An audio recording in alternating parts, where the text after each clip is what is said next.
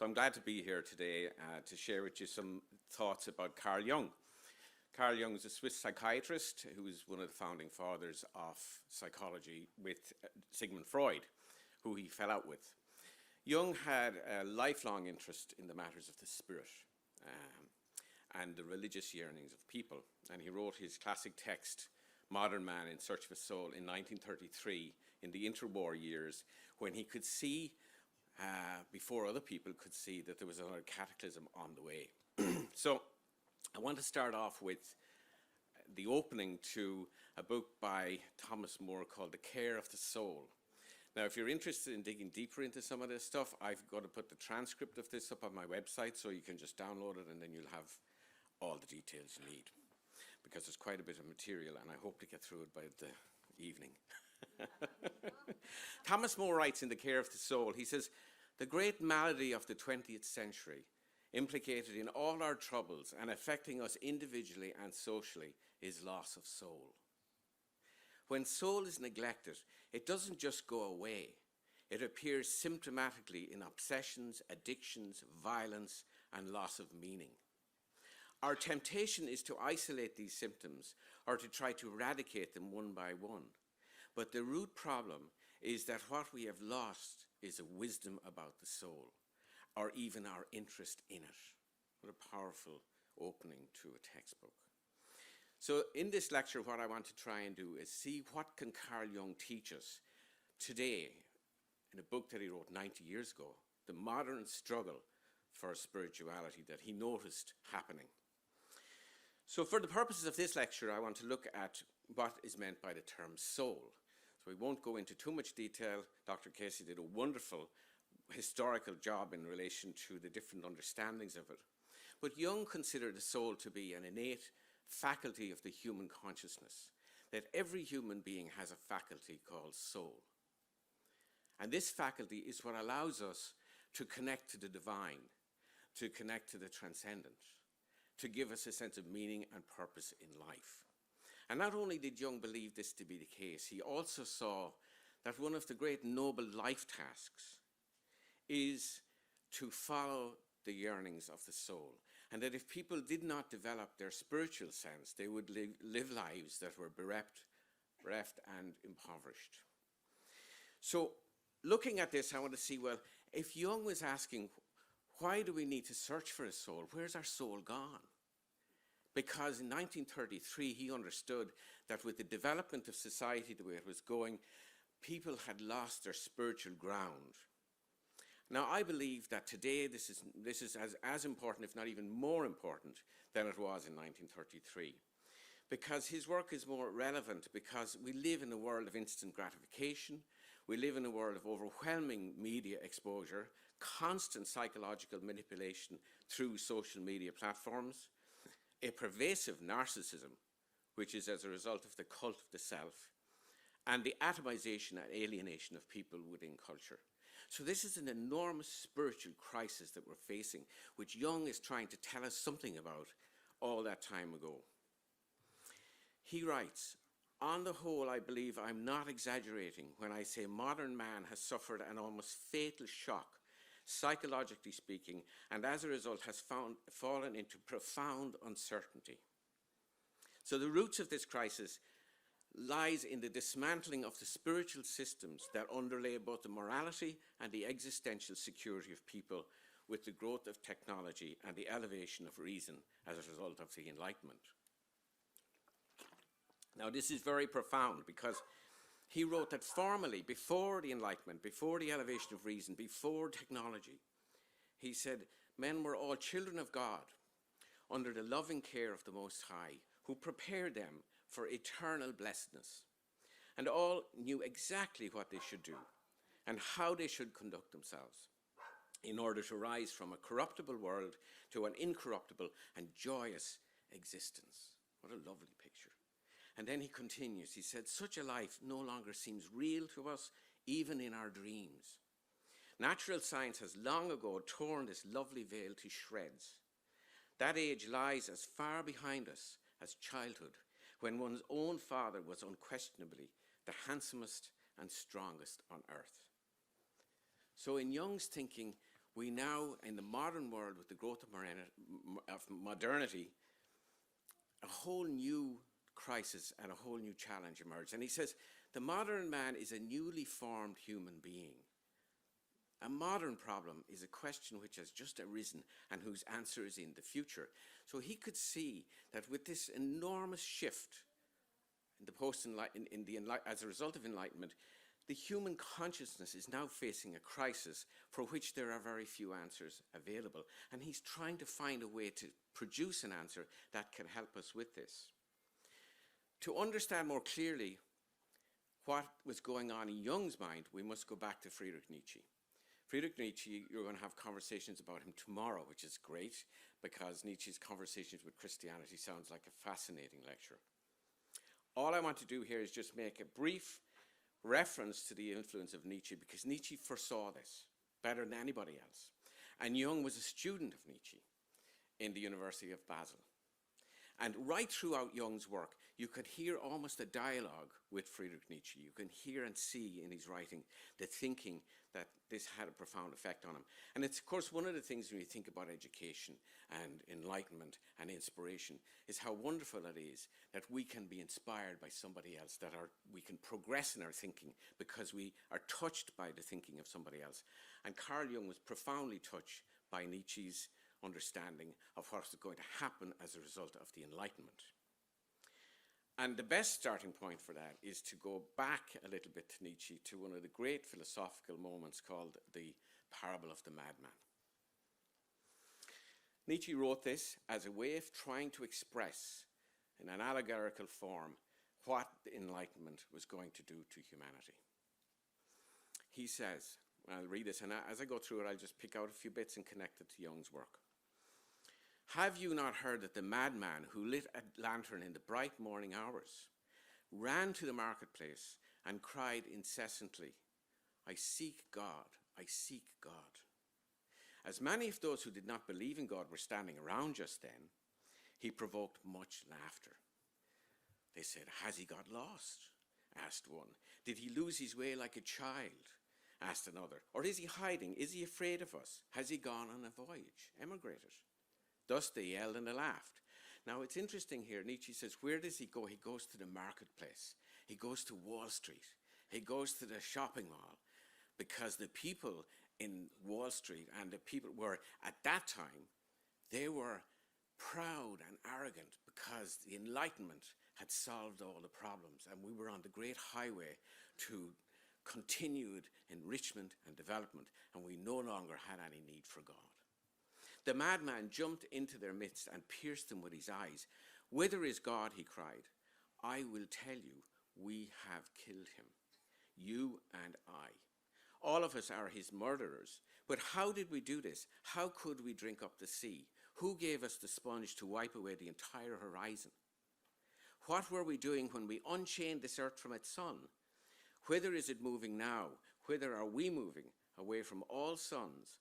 Are we not plunging continually backward, sideward, forward, and in all directions? So what Nietzsche is saying here is he's trying to get through to these people. You don't understand what's happening here. You have unearthed the human spirit. You have lost your ground, your spiritual ground, and you don't even realize it. And as a result, we are confused. And then he says, are we not straying as through an infinite nothing? Do we not feel the breath of empty space? Now we're talking about the consequences of this loss. Are we not straying through an infinite nothing? Do we not feel the breath of empty space? Has it not become colder? Is not night continually closing in on us? Do we need to light lanterns in the morning? Do we hear nothing as yet of the noise of the grave diggers who are burying God? Do we smell nothing yet of the divine decomposition? Gods too decompose. God is dead, God remains dead, and we have killed him. So what Nietzsche is saying here is, and how did that happen? It happened because human consciousness developed to a point where we no longer needed a spiritual grounding. We thought we didn't need a spiritual grounding that gave our lives meaning. Then he says, what are we going to do now? How shall we comfort ourselves, the murderers of all murderers? What was holiest and mightiest of all that the world has yet owned has bled to death under our knives. Who will wipe the blood off us? What water is there to clean ourselves? What festivals of atonement, what sacred games shall we have to invent? So what Nietzsche is trying to say to us here is, when you take away the spiritual grounding, the religious frame that gives you a sense of meaning, you're going to replace it with something. You're going to have to find some new sacred games to replace this with. And he said, is not the greatness of this deed too great for us? Must we ourselves not become gods simply to appear worthy of it? There has never been a greater deed, and whoever is born after us, that's us. For the sake of this deed, he will belong to a higher history than all history heretofore.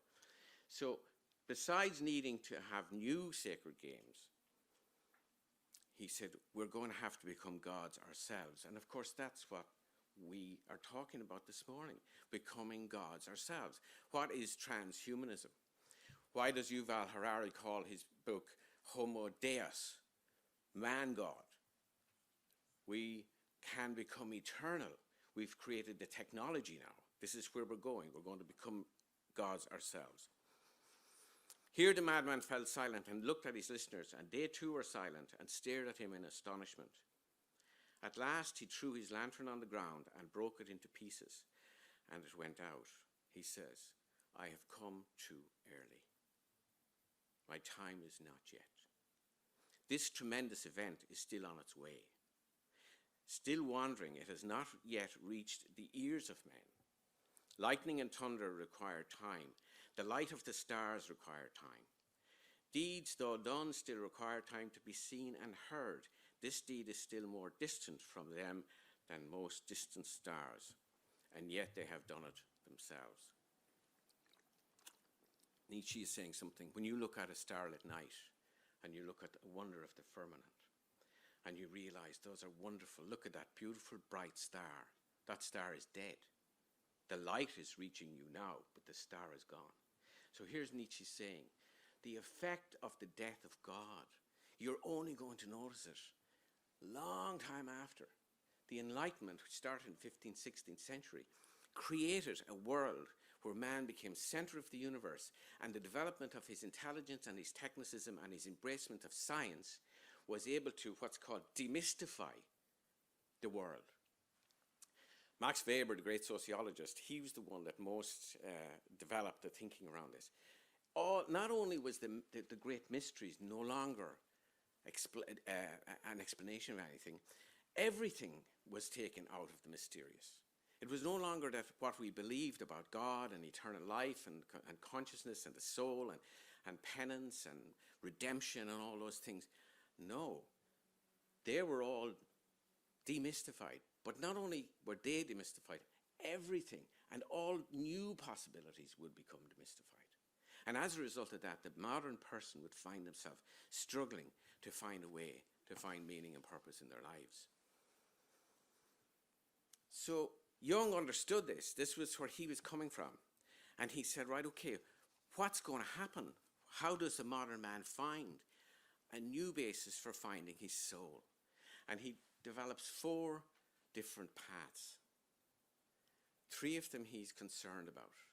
There's 3 that he points the flaws. The first, he said, because he said after when looking at all of this, he said the upheaval of our world, this is Jung now, we're finished with Nietzsche, but this is he's almost like embodying Nietzsche's thinking. The upheaval of our world and the upheaval of consciousness is one and the same. Everything becomes relative and therefore doubtful. And while man, hesitant and questioning, contemplates a world that is distracted with treaties of peace and pacts of friendship, because you remember he's writing this in the interwar years when there's all kinds of worry about the growth of Nazism and the policy of appeasement and the development and the orientation, the attraction towards totalitarianism. It's all on the way. He says democracy, dictatorship, capitalism, Bolshevism, but the human spirit yearns for an answer that will allay the turmoil of doubt and uncertainty. So Jung was looking on at this and thinking, how is this going to pan out? Where is it all going to go? And he had great concerns that it was going to go somewhere really bad, as I do, in terms of the struggle, the spiritual struggle that we're in today. Where is it going?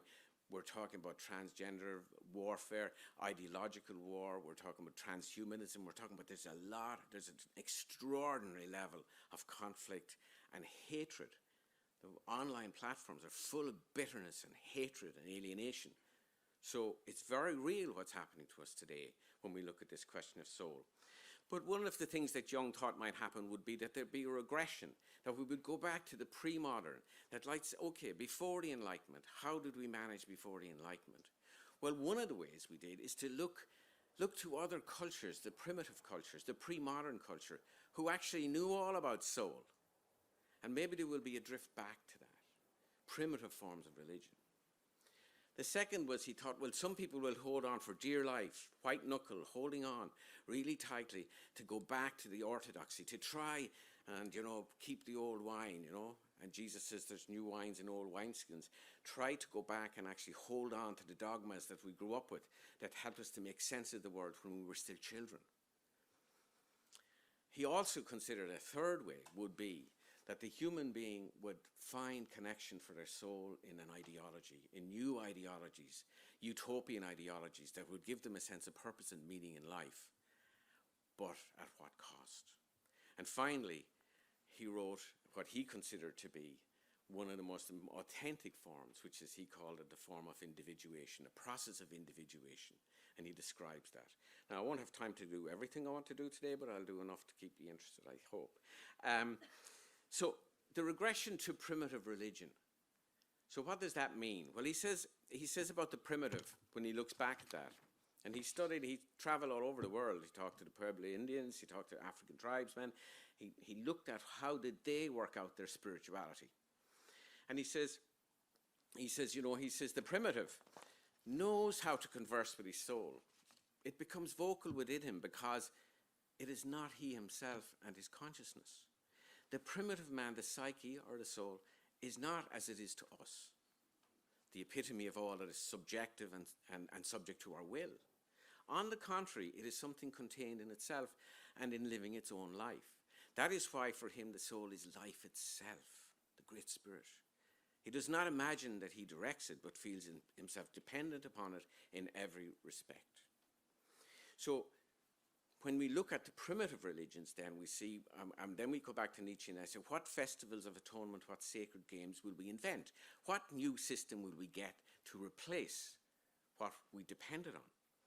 So let's have a look. You walk into a bookshop today and you go to the mind, body, spirit shelf. What are you going to find? You are going to find a resurrection of primitive religion. You're going to find New Age spirituality. You're going to find neo-paganism. You're going to find all kinds of really amazing stuff. You look at something like Rhonda Byrne's The Secret, which is a multi-million seller, which carries within it certain things like the law of attraction and manifestation. This is all magic. And she says it, she says, these are ancient. She's right, she says it's ancient wisdom, but I actually think it's just ancient. Being ancient doesn't necessarily keep you wise. So there's a whole world there. And then you look at that and you say, and then in my generation growing up, Star Wars, the Force will be with you. What is that? And The Lion King. The Lion King teaches our children about the circle of life. The lion dies, and he goes into the ground and decomposes, and the grass grows up, and the antelope eats the grass, and the lion eats the antelope, and it's all a wonderful spiritual journey called a circle of life. This is all New Age, and a revised version, and I think of Dr. Casey this morning talking about the old stuff. It's all still here.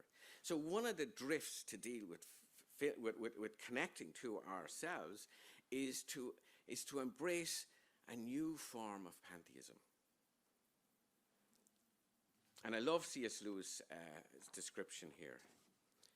He says, pantheism certainly is congenial to the modern mind, but the fact that a shoe slips on easily does not prove that it's a new shoe, much less that it will keep your feet dry. Pantheism is congenial to our minds, not because it's the final stage in a slow process of enlightenment, but because it is almost as old as we are. It may even be the most primitive of all religions. So far from being the final religious refinement, pantheism is in fact the permanent natural bent of the human mind, under the influence and the permanent ordinary level below which sometimes man sinks under the influence of priestcraft and superstition, but above which his own unaided efforts can never raise him for very long. So that's one possible solution to the crisis of soul, embracing a primitive form. There are other aspects to that which Jung goes into, which I won't have time to go into, but it's also the importation, we'll say, of the more Eastern. You see, Jung saw that the clash between the West and the East was an intellectual, was a clash of consciousness. He talks about the fact that the West kept nature and materialism, the materialistic thing, for itself, and the East kept the spiritual, the mind, for itself. But he thought that that schism is actually something that our consciousness, as we evolve, will gradually, eventually find a way to actually bring together. So what's happening now is you see this is an importation to try and make sense of this. We bring in the Buddhist teaching. If you all do your mindful exercise, your mindfulness, of course, you do mindfulness.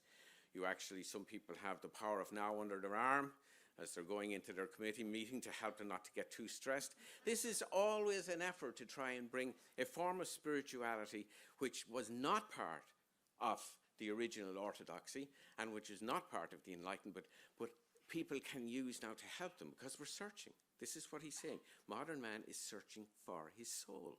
So some of the ways you will find that is through the East. So that's one way. Another is the return to orthodoxy. The second path, the search for the soul, is to go back and say, right, okay, let's go back and redo what we already know. Let's go with what we already know. And in this, he finds it, he says yes and no, because essentially maybe we could think about the fact that maybe the cynic, maybe Nietzsche's cynic is right, and one of the cynics is right, and God only went on a journey. God didn't leave completely. We didn't kill him totally. He just left. He emigrated. And while he went on the journey, and while modern man plays house in God's kingdom and is now in the process of burning it down, we may say, will we go back to basics? Will we go back to the orthodox? And Jung tells us, okay, but there's an implicit danger there. He says, whenever there is an established and external form, be it ritual or spiritual, by which all yearnings and hopes of the soul are adequately expressed, as for instance in some living religion, then we may say that the soul is outside and no spiritual problem exists. So he is essentially saying that religion can provide us a resource, a living religion, but the problem is, as he sees it, is that it can very easily become a creed. And he makes a distinction between a creed and religion. The creed is the doctrines, the dogmas of the religion, taken away from the fundamental aspect of religion, which is your relationship with the divine. And so instead of having a relationship with the divine, you have a relationship with the church, with the orthodoxy. Kierkegaard gives a very good description of this. He says, the soul coheres immediately with the other, wishing, desiring, enjoying, etc., but passively he manages to imitate the other men or people, noting how they manage to live, and so he too lives after a sort. In Christendom, he too is a Christian, goes to church every Sunday, hears and understands the parson, introduces him to eternity for a price of $10, but a soul he was not. He dies and the parson introduces him into eternity for the price of $10. But a self or a soul he was not, and a soul he did not become. For this man does not recognize his soul. He recognizes himself only by his dress. He recognizes that he only has a self by externals. So what Jung is telling us here is be very careful in embracing the orthodoxy, because you can abdicate the most important part of that, which is your soul's relationship with the divine. Another wonderful description of this is found in Dostoevsky's The Brothers Karamazov, and the soliloquy of the Grand Inquisitor. And I won't say too much about it, but if you download the transcript, you'll get more information. But basically, the story is Jesus comes back in the middle of the Spanish Inquisition, 15th century. And the Grand Inquisitor, the Inquisition is going on, and they're pulling people apart on racks and burning them, and all heresy. And you know, I mean, it's a bit like cancel culture, but it's a bit rougher. You know, you you're a heretic. We know what we're going to do with you. So we're not quite there yet. But the Grand Inquisitor says to Jesus, he says, "Do you not realize you really blew it?" Actually, he said, because in the temptation, when Jesus is tempted by Satan, and he says to him, "Look at all the stones there. Why don't you turn them into bread and give them to the masses?" And Jesus said, "Well, man should not live by bread alone." And then there's the other one, "Why don't you just come up to the highest mountain, throw yourself off, let the angels pick you up, everybody will be impressed." And Jesus says, I said, "No, that's not the way it goes." And the Grand Inquisitor says, you got it wrong, and you're trying to do the same thing now here. Because Jesus is there in the village, raising the dead and doing all the rest of it. He said, "Look," he said, "people are way too fragile for all of this stuff. You should have given them the bread and now you're obsolete because we've taken over. We know how to manage them. We give them everything they're looking for. They want a relationship with the church. They don't want a relationship with you." And the very people who were praising you out to the heights yesterday are the ones that are going to bring the sticks to the burning tomorrow when we burn you. Dostoevsky, powerful writer, incredible moral storyteller. But what Jung is pointing out here is be very careful. If you try to find the place for your soul in orthodoxy, be very careful that it's your soul and it's the living divine relationship is what's at the center of it, not the dogma that you've actually reified to give you a pass from the confrontation with yourself, which Jung believed was critical, as all these other thinkers did. A third path, which he was really, really worried about, was that in the end of the sacred and in the loss of God and the death of God, there would be a new form through totalitarian ideology. An ideology, when people are scared and people are confused, and we're living at a time now where people really are, one of the things that they're going to be very attracted to is they're going to be so attracted to an ideology which will tell them how to live their lives and how to become part of the great picture. The great picture that they will be given a sense of meaning in life, and usually this will be incarnated in some leader. Somebody who will step up out of the crowd and seem to be a Messiah. This is so attractive to the human spirit. So Ernest Becker writes, there's a quotation, he said, "Mankind has reacted to this insecurity by trying to secure human meanings from beyond. Man's best efforts seem utterly fallible without the appeal to something higher for justification, some conceptual support for the meaning of one's life from a transcendental dimension of some kind. As this belief has to absorb man's basic terror, it cannot merely be abstract, but must be rooted in the emotions, in an inner feeling that one is secure in something stronger, larger, more important than one's own strength of life. It is as though one is to say, my life pulse ebbs, I fade into oblivion, but God, or it, and the it could be whatever the ideology is, remains, it grows, and more glorious with and through my living sacrifice. At least this feeling is belief at its most effective for the individual." Now, Jung was right. Becker wrote this at the turn of the century. But Jung is fully aware of the trap that ideology can bring. And one of the great challenges that we are in our world today is to understand the absolute danger we're in from a variety of ideological positions. And I've written extensively about this in relation to the problem of evil, but we won't talk about that today. Let's give an example of Joseph Goebbels. Joseph Goebbels was an evil genius. I mean, Goebbels is a genius, and he was the Minister for Propaganda in the Nazi regime. And he wrote in 1928, before his full corruption, he says, "What does Christianity mean today?" ? He says, "National Socialism is a religion. All we lack is a religious genius," because he hadn't met Hitler yet, capable of uprooting outmoded religious practices and putting new ones in their place. We lack traditions and ritual. One day soon, National Socialism will be the religion of all Germans. My party is my church, and I believe I serve the Lord best if I do his will and liberate my oppressed people from the fetters of slavery. That is my gospel. Isn't that wonderful? Wouldn't you feel really good today now going out for lunch, realizing that you are going to be part of liberating the oppressed people from the fetters of slavery? What ideology are you following? Is there a little promise in it that that'll give you that lovely feeling of importance, of membership, of connection, where your spiritual learnings will be met? So Jung saw this as very, very dangerous. But these are the three paths, and he saw, and each of them had a problem, because each avoided a life task of confronting and taking responsibility for your own unique soul and your own unique journey. And this is why he developed what he considered to be the search for the soul. How do you search for your soul? How do you go there?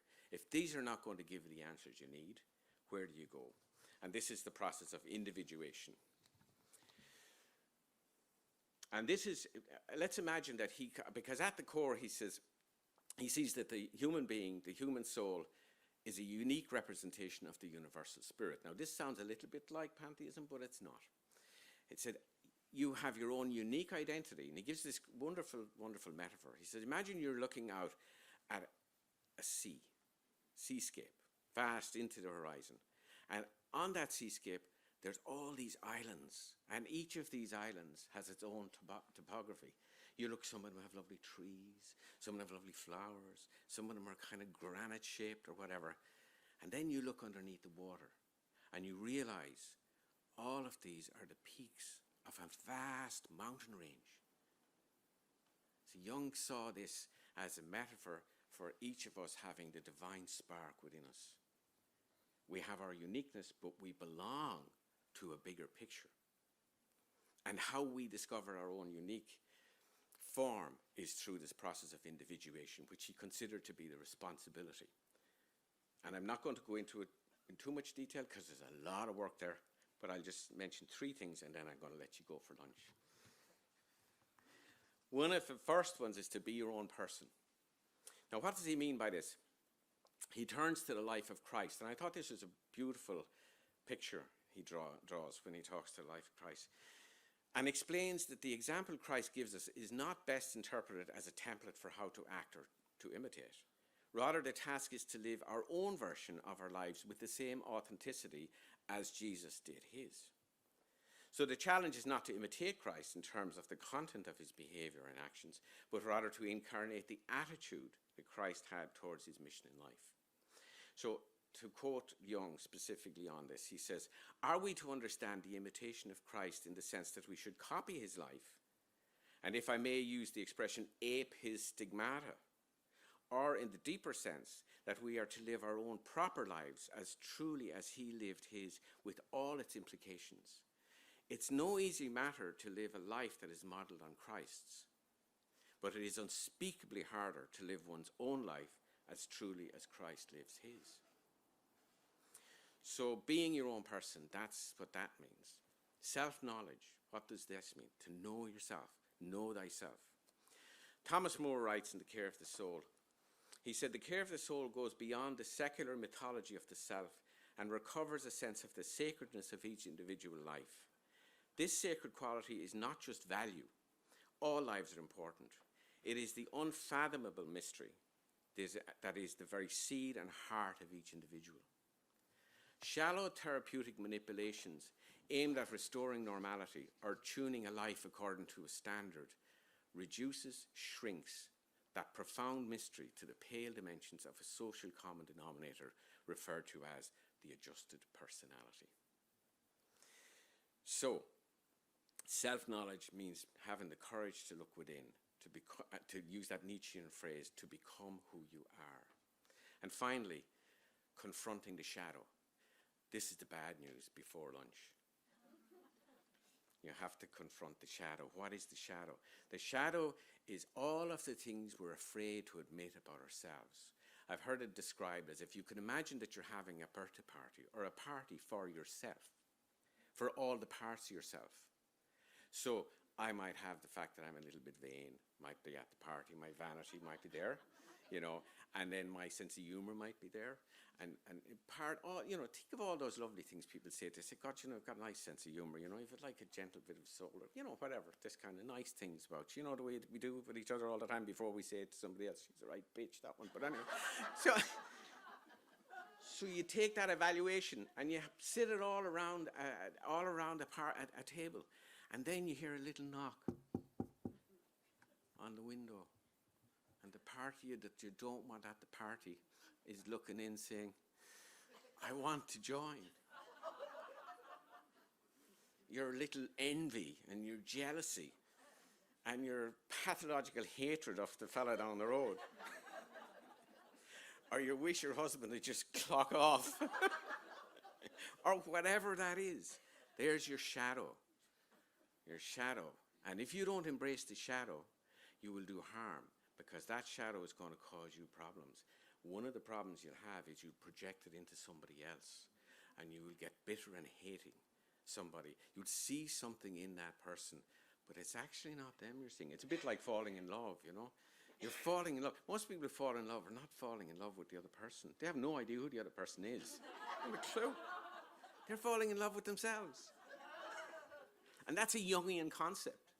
So the shadow is the dark, deep terrain of the unconscious. Joseph Campbell, in his book, The Hero with 1,000 Faces, describes this. He says, the unconscious sends all sorts of vapors and odd beings and terrors and deluding images up into the mind, into consciousness. Whether in dream, broad daylight, or insanity, for the human kingdom beneath the floor of the comparatively neat little dwelling that we call our consciousness goes down into the unsuspected Aladdin's cave. There, not only jewels, but dangerous jinn abide, inconvenient or resisted psychological powers that we have not thought or dared to integrate into our lives.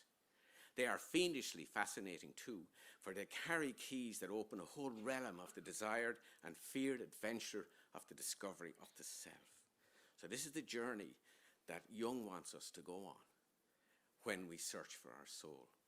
So finally, to conclude on an optimistic note, Jung believed that we are still in the process of evolution, and that our consciousness, so we're not, this was the mistake of the Enlightenment. They thought they had it all sorted. Well, they bloody well didn't, because we're looking at a world today that is in crap. There's incredible things going wrong in the world. If it's all got to do with progress, is this it? That's not to say there's not wonderful things. Look at us here. There's PowerPoints and all kinds of magic. This is the stuff of magic. If I was I'd be really scared if I was a tribal elder came in here. I think, Jesus, where did all the spirits come? They're able to actually put pictures of me up here or whatever. So he says the living spirit grows and even outgrows its earlier form of expression.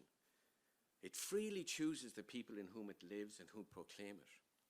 The living spirit is eternally renewed and pursues its goal in manifold and inconceivable ways throughout the history of mankind. Measured against it, the names and forms which men have given it mean little enough. They are only the changing leaves and blossoms on